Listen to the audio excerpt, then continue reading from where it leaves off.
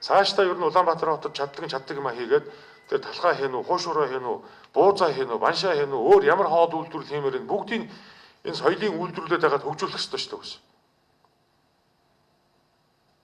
Тэгээ энэ мэргэжлийн хяналтын энэ нэг дүрм журмуудыг хариуцж байгаа юм хэмлээ. Ой шимэг дарах.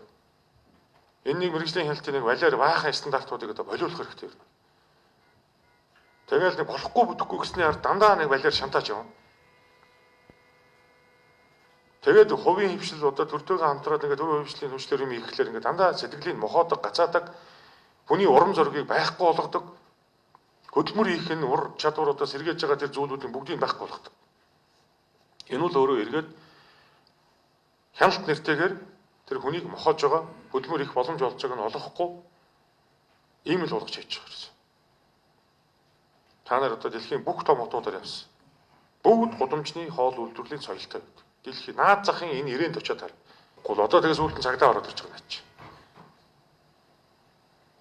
Тэгээд тэдэн метр тамхицарч болохгүй, тэдэн метрт хоол зарж болохгүй, тэдэн метр дэнгэж болохгүй, 20 метр дэнгэж болохгүй.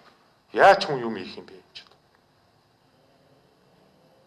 Одоо бол хэдүүлээ 2022 оны 1 сарын 1-ээс хүрнэ ихэнх хэмийг чөлөөтэй явуулна шүү. Ихэнх хэм. Тийм учраас энэ цагдахлын тухай хуулийн дээр бол мэргэжлийн хяналтын тусгай бишрэлүүд олох молох бүр дийлэнх олонх юм бүр.